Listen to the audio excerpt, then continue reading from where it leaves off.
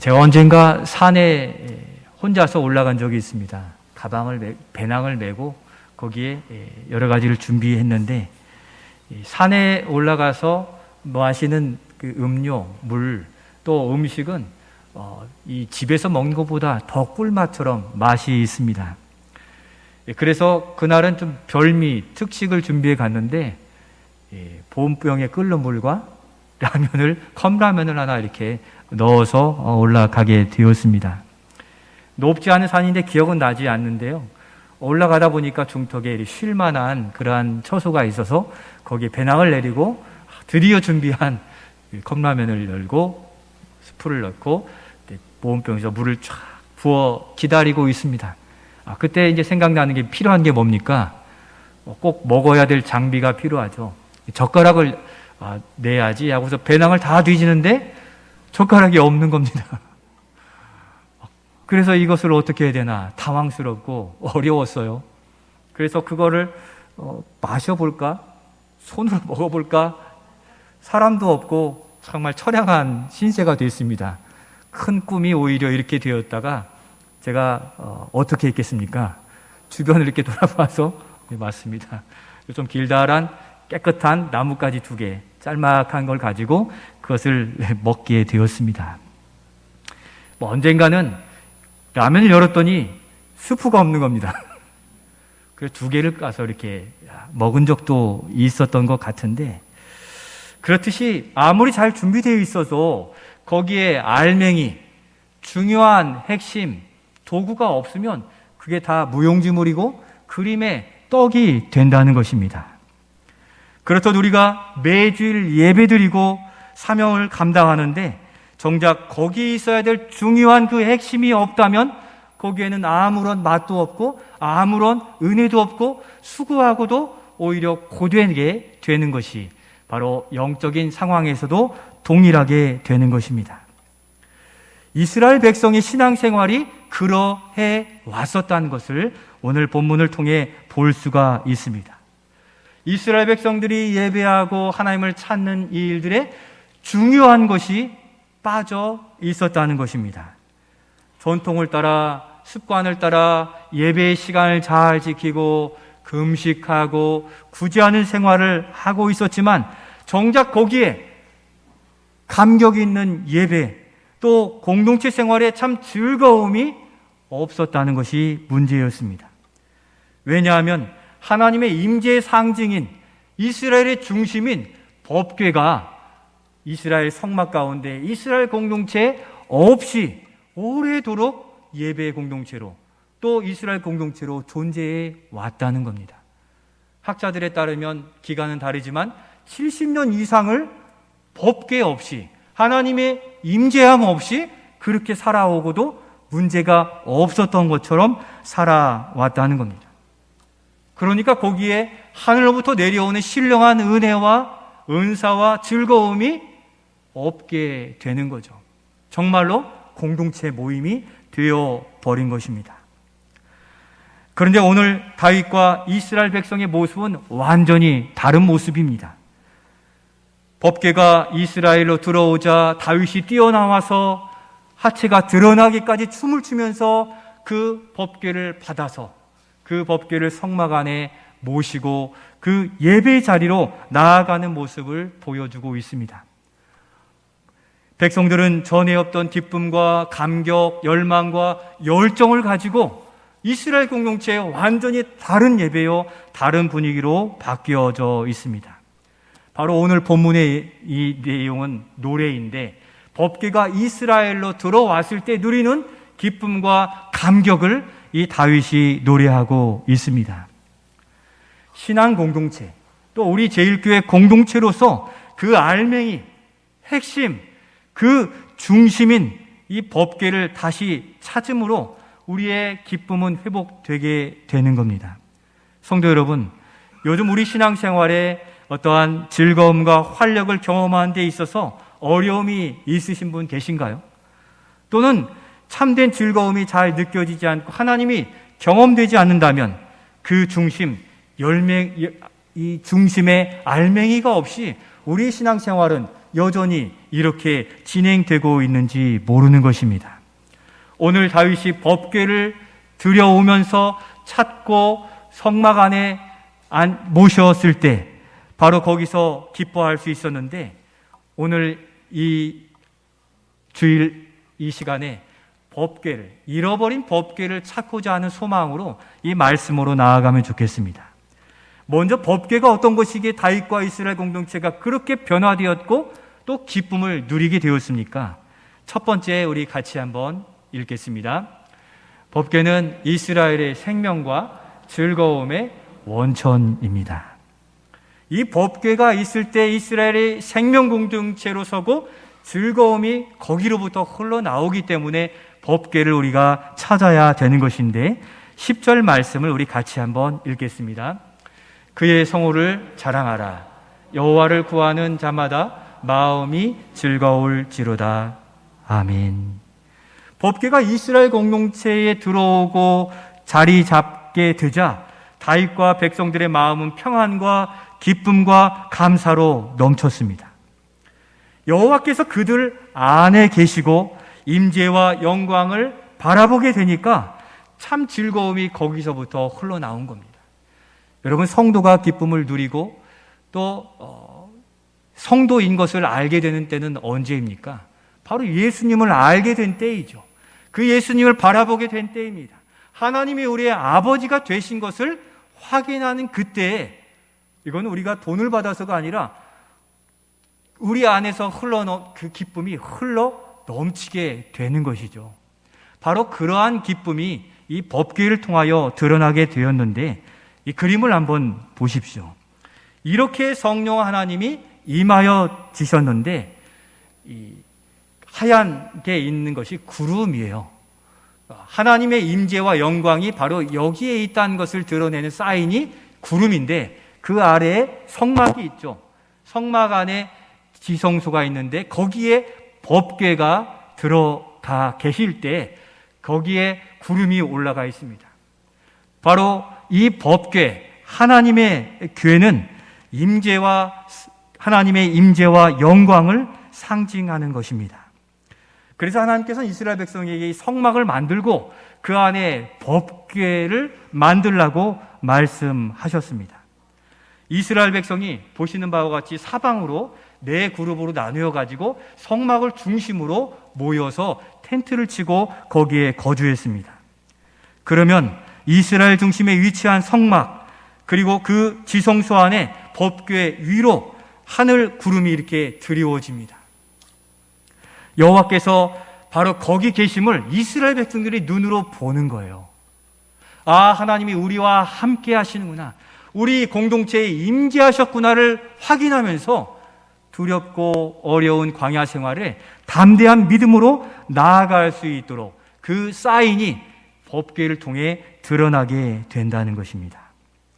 이스라엘 백성은 이 성막 안의 법궤가 보여주는 하나님의 임재와 동행하심이 그들에게는 진정한 보호자요, 구원자요, 공급자가 하나님이심을 굳게 보게 하는, 또 굳세게 하는 사인이 이 법궤요, 바로 거기에서 구원해 주시는 생명의 은혜, 공급해 주시는 놀라운 은혜를 맛보고 즐거워하게 된 것입니다.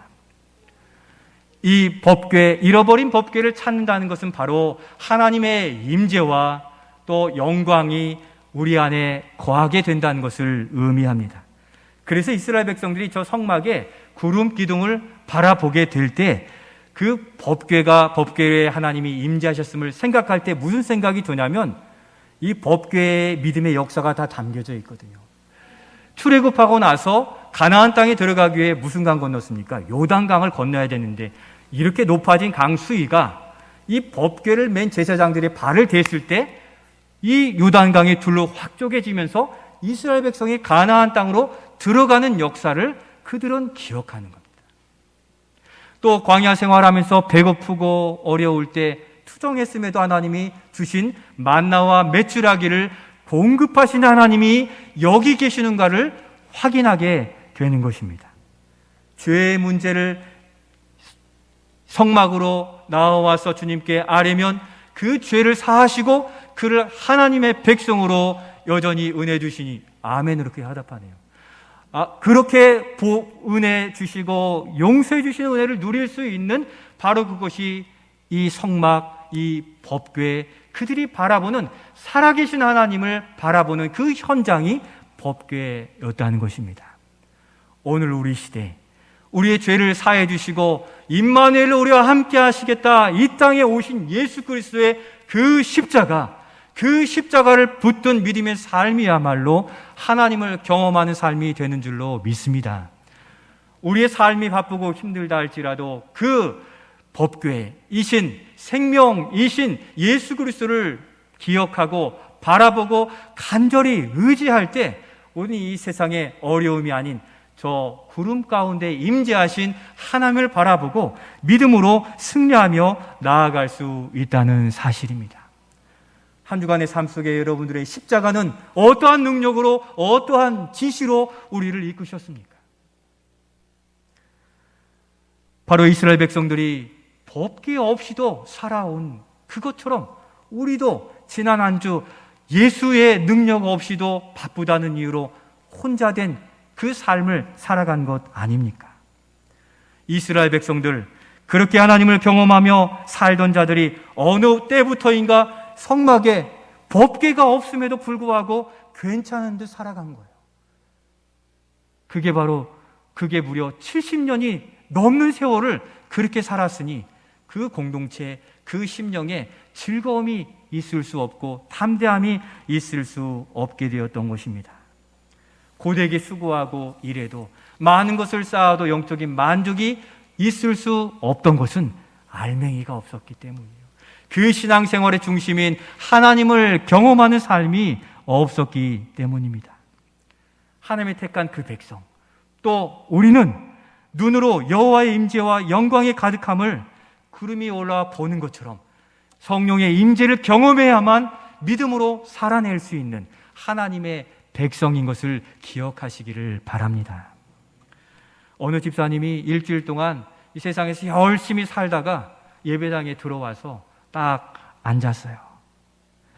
앉자마자 그의 마음에 가득하게 찾아오신 하나님을 느끼면서 주체할 수 없는 눈물을 흘리셨다고 그래요. 하나님, 한 주간 열심히 살았는데 오히려 많이 공허하고 힘이 듭니다. 이렇게 고백하는 그 순간 그분이 심령에서 깨달아진 겁니다. 세상에서 지지 않으려고 열심히 살았는데 그의 수고와 삶에는 하나님이 안 되셨다는 거예요. 하나님을 찾지도 않고 그렇게 살다 보니 많이 힘들었다는 것을 깨달은 겁니다. 그런데 그때 하나님이 찾아오셔서 바로 그의 심령에 깨닫게 해주시면서 그래도 괜찮다.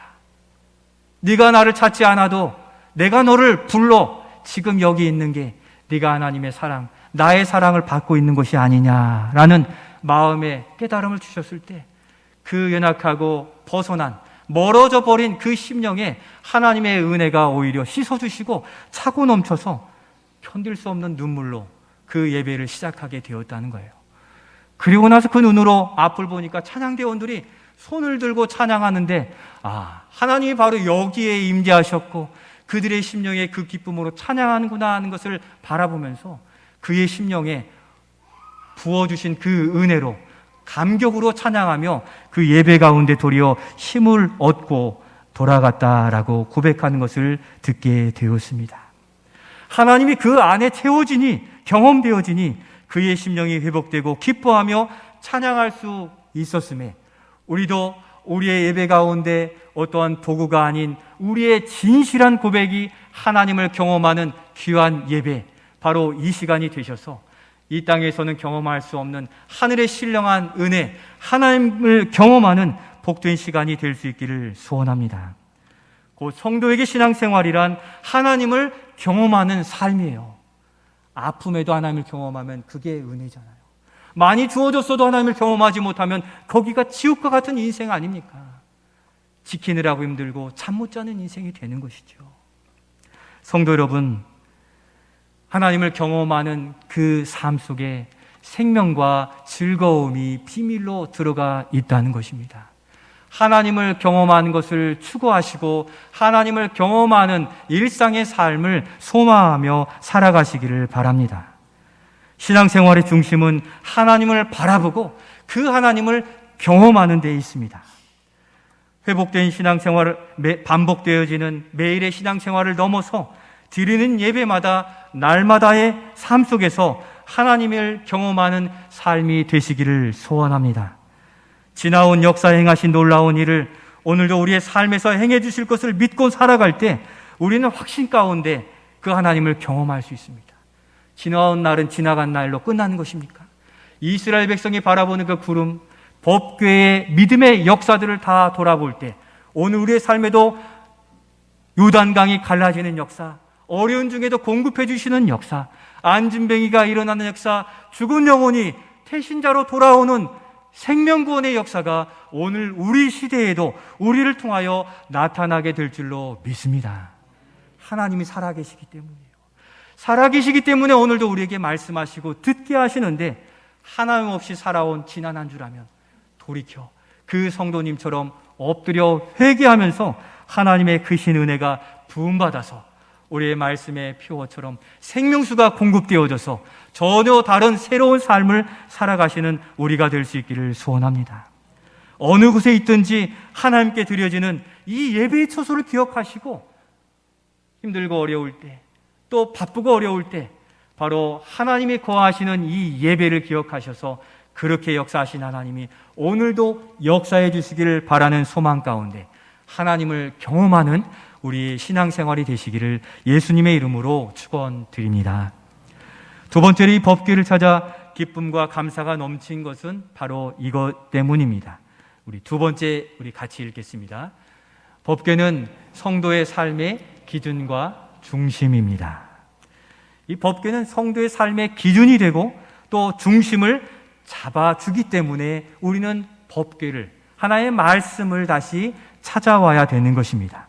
우리 12절로 13절 이어져 있는 말씀이죠. 같이 한번 읽겠습니다. 그의 종 이스라엘의 후손 곧 택하신 야곱의 자손 너희는 그의 행하신 기사와 그의 이적과 그의 입의 법도를 기억할지어다. 아멘. 하나님의 교회 법궤 안에는 세 가지가 들어 있었습니다. 하나님의 법궤가 어떻게 생겼습니까? 한번 그림을 넘겨주시죠. 넘겨주시면은 이 왼쪽에 있는 게 그룹들이 법궤 위에 하나님의 영광을 드러내고 있습니다. 그리고 그 아래의 상자가 법궤인데 그 안에는 세 가지가 들어있죠. 무엇입니까? 아론의 쌍난 지팡이, 그리고 만나를 담은 항아리, 그릇, 또 마지막으로 십계명 두 돌판과 말씀들이 들어있었어요. 이 법궤에 들어있는 이것만으로도 어떻게 하나님이 우리를 인도하실지가 분명히 드러나 있는 거죠. 통치의 규가 있고 진리의 말씀이 지시해 주시고 날마다의 양식으로 살게 하시는 일들이 바로 법궤, 하나님의 영광이 임하는 곳에서는 이 세상이 채워줄 수 없는 영의 양식, 육의 양식이 채워지게 됨을 우리에게 보여주고 있는 것입니다. 그런데 여러분, 이스라엘 백성이 약속의 땅, 축복의 땅에 들어갔습니다. 그 가나안 땅에 들어갔더니 완벽하게 준비되어져서 리모델링 된 좋은 그러한 집들이 준비되어 있었습니까? 아니었죠. 거기에는 여전히 이방 민족이 살았고 우상과 정치, 이스라엘과는 전혀 다른, 백성들이 기대하는 바와는 전혀 다른 그러한 이 상황 속에 마주하게 되었습니다. 특히 하나님을 모르는 문화와 종교 또 정치, 이러한 것들이 있었는데 하나님의 택함 받은 백성으로서의 삶을 거기서 지켜주는 것이 무엇입니까? 법궤 안에 있는 이 진리의 말씀, 십계명과 진리의 말씀이 바로 그 약속의 땅에서도 지켜내 주시는 하나님의 도구가 되는 것입니다. 오늘 우리가 예수 믿으면 천국과 같이 완전히 바뀐 삶을 살 것이라고 생각하시잖아요. 예수 믿는 순간 무엇이 시작되는 겁니까? 가나안 땅에 정복 전쟁이 이루어지는 거예요. 우리의 가정 믿음의 1세대로 세워가려니 가나안 땅을 주셨는데 정복 전쟁으로 싸워 이겨내야 되는 거죠. 우리의 가정과 일터를 주셨는데 거기에 지경을 주셨으나 거기에서 싸워 이겨내야 된다는 사실이죠. 바로 거기에서 말씀의 기준을 가지고 믿음의 집을 세워갈 때 하나님은 거기에 놀라운 은혜를 공급해 주시고 부어 주시는 겁니다. 다윗이 깨달은 겁니다. 지나온 이스라엘 백성들이 잊고 살았던 그 알맹이, 꼭 필요한 믿음의 행위들이 무엇인가? 역대상 13절 3절에 그가 이렇게 깨달았습니다. 같이 한번 읽겠습니다. 우리 하나님의 궤를 우리에게 옮겨오자. 사울 때에는 우리가 궤 앞에서 묻지 아니하였느니라. 아멘. 지나온 날들을 돌아보니 하나님께 묻지 않는 이러한 불손으로 살았던 거죠. 법궤가 없으니 하나님도 없었던 거예요. 법궤를 들여오자는 것은 바로 이제는 우리가 하나님의 백성으로 하나님의 말씀을 중심한 삶을 살겠습니다 하는 믿음의 표현이라는 사실입니다. 사울 때에는 하나님께 구하지 않았어요. 이스라엘 백성은 하나님께 묻는 백성이었어요. 이 일을 하든 전쟁을 하든 하나님이 전쟁 나가야 되겠습니까? 이들을 우리에게 붙여주시겠습니까? 이 일을 해야 되겠습니까? 이것이 옳습니까? 이것이 잘못된 것입니까를 묻고 나아간 것이 이스라엘 백성들인데 하나님께 묻는 중요한 알맹이를 잊고서 그와 같이 살게 된 것을 깨닫고 이 다윗은 이제 하나님께 묻는 백성, 하나님이 주인이 되신 나라로 만들어 가고자 했던 것입니다. 하나님께 옳고 그름이 무엇인지를 알고 나아가겠다는 것입니다. 왜 그것이 중요합니까? 여러분, 우리가 하나님의 말씀을 잘 알고 벌써 몇 독씩 하신 분도 계시잖아요. 말씀을 알고 세상에 나아가는데 실제 현실을 만나면 어떻습니까? 알고 있는 말씀이 있는데도 세상의 방법과 급히 일들을 처리하고 마무리해야 되기 때문에 세상의 방법대로 나아가는 경우들이 허다히 많다는 것입니다. 그렇기에 다윗이 하나님께 묻는 이 중심을 법궤를 모셔드리며 마음에 새겨둔 것입니다. 우리가 하나님의 말씀을 알고 있어도 실제 생활에서 그 말씀을 꺼내들고 하나님께 묻지 않으면 우리는 세상 사람들처럼 세상의 방법 다 행하고 나서 실패하고야 돌아올 수밖에 없는 연약한 인생들입니다. 오늘 우리가 법궤를 드린다는 것은 우리의 삶 속에서 그 현장 속에 바로 하나님께 묻는 것임을 믿고 우리가 주님 앞에 엎드려서 하나님 이것을 어떻게 해야 됩니까? 바로 여기가 아닌 여기서부터 우리의 가정과 일터에서도 하나님께 묻는 법궤를 회복한 우리 모두가 되실 수 있기를 소원합니다. 그렇게 지켜주신 하나님을 믿는 믿음이 법궤를 모셔드리는 거죠. 하나님의 말씀을 붙들고 사는 인생이에요. 그런 일상의 삶 속에 말씀이 없는 삶이면 물을 수도 없는 것이죠.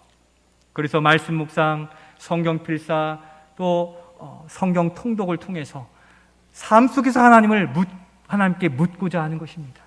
진리의 기준을 가지고 주님은 이렇게 말씀하시는데 어떻게 해야 되겠습니까를 묻는 법궤를 회복한 하나님께 묻는 백성으로 세워져 갈 수 있기를 소원합니다.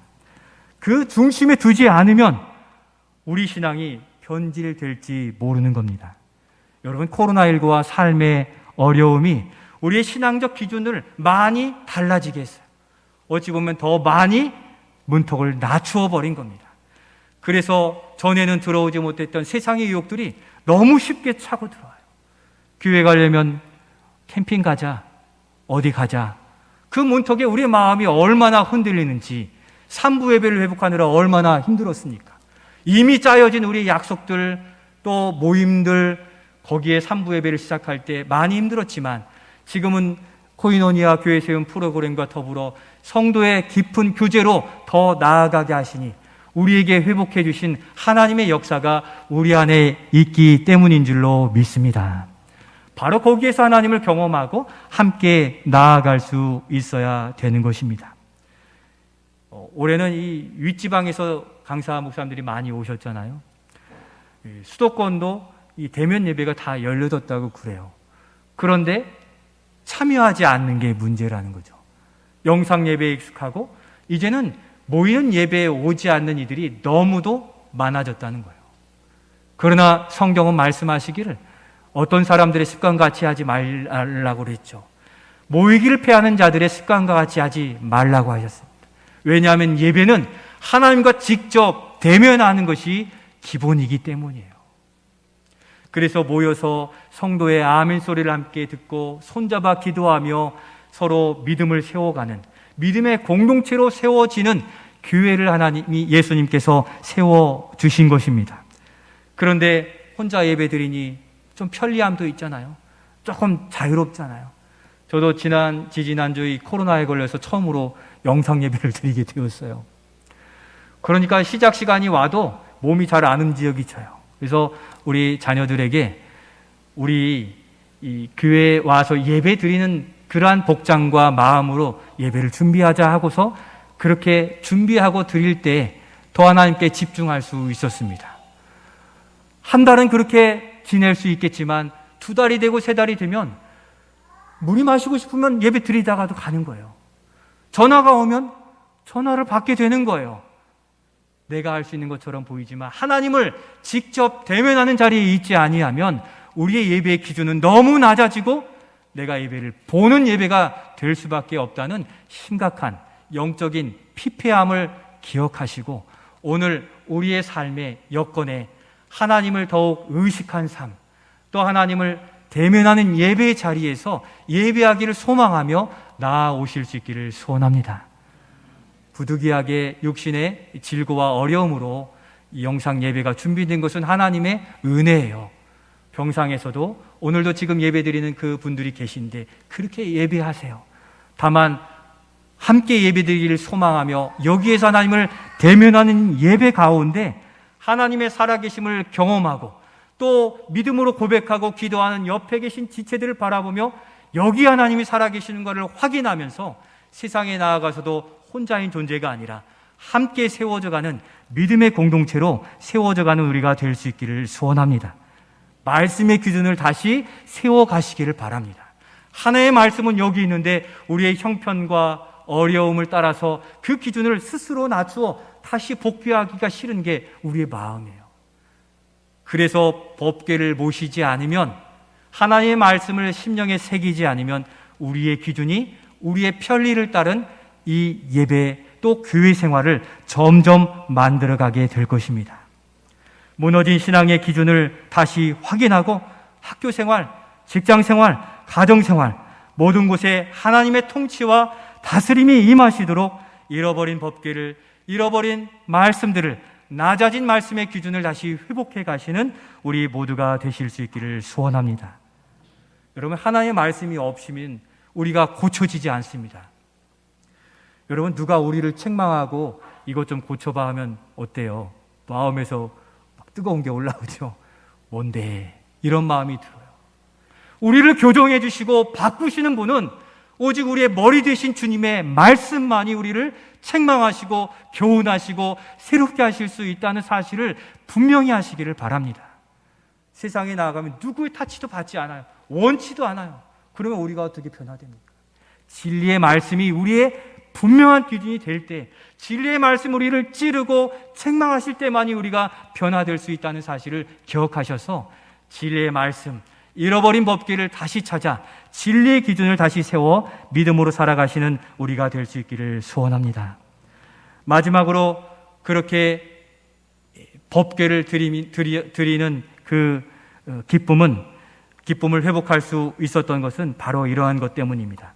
우리 세 번째 같이 읽겠습니다. 어깨에 매는 수고로 잃어버린 법궤를 찾아야 합니다. 법궤가 이스라엘로 들어온 데는 너무도 많은 어려움이 있었어요.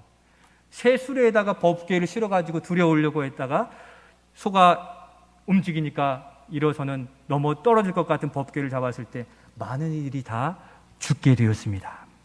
그 이유가 어디에 있습니까? 진리의 말씀이 우리에게 보이시는데 민수기 4장 말씀 같이 한번 읽겠습니다.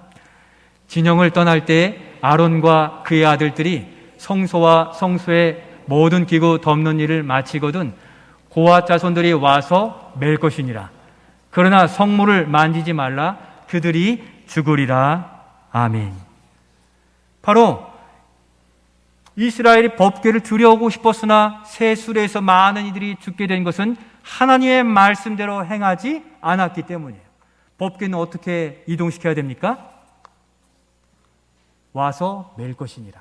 어깨에 매게 하였어요. 고아 자손들이 앞에서 다 정리해두면 고아 자손들이 어깨에 매고 이 성막과 법궤를 하나님이 이동하시는 그곳까지 움직여 가야만 되었다는 것입니다. 그런데 이 법궤를 이동하는 것이 결코 쉬운 게 아닙니다. 여러분, 수박 한 덩이를 가지고 여기서 1층으로 내려주세요 하면 다 하실 수 있으시죠? 근데 수박 한 덩이를 저기 전북대 앞에 덕진공원에 좀 갖다 주세요 하면 이 들고서 갈 수 있습니까? 처음에는 쉬운 것 같아도 어려운 거예요. 이 법궤를 메고 가는 일들이 100m, 200m 가는 게 아니에요. 하루 길을 가는 길을 메고 가야 되니 그들의 어깨가 어떻게 됩니까? 다 까지고 피나고 어려울 지경에 이르게 되는 거예요. 잃어버린 법궤를 다시 찾아오는 일들은 그만큼 힘들고 어렵다는 것을 우리가 생각해 볼 수 있다는 것입니다. 이미 우리의 형편과 또 우리의 생각과 판단을 따라서 이만큼 낮춰버리고 하나님의 말씀에 법궤와는 멀어진 생활을 하는 이들이 다시 법궤를 메고 찾아오려면 어려워요. 그동안 약속 잡았던 이 동아리 모임에서 나와야 돼요. 깨뜨려지잖아요. 지탄도 받고 어려움도 생길 수 있어요. 내가 편하게 누렸던 그 생활에서 나오려면 우리 자신과의 싸움에서 이겨야만 나올 수 있어요. 우리가 생활하며 때로 하나님 없이도 살아온 우리 자신을 발견할 때 그 법궤를 다시 찾으려면 너무 어렵다는 사실을 기억하시고 그 법궤를 메고 가는 그 고아 자손들처럼 오늘 힘들고 어렵더라도 하나님의 임재와 은혜가 있는 이 잃어버린 법궤를 다시 찾아 우리의 심령에 만들어 가시는 우리가 되실 수 있기를 소원합니다. 잃어버린 법궤, 하나님을 경험하는 삶을 위해서 우리의 형편이나 생각 또 판단이 아니라 하나님의 은혜의 통로로 주신 바로 말씀대로 주신 은혜의 자리로 나와야 되는 겁니다. 어느새 잃어버리고 자신들만의 예배를 드렸던 그들에게는 은혜가 없었어요. 왜 그렇습니까? 하나님의 법궤를 메고 가지 않았기 때문에, 하나님의 말씀대로 만들어가지 않았기 때문이에요.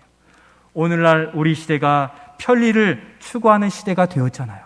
그래서도 교회 생활도 편하고 싶고 또 신앙생활도 편하고 싶고 또 예배도 편하고 싶은 게 우리의 마음으로 점점 물들어가고 있습니다.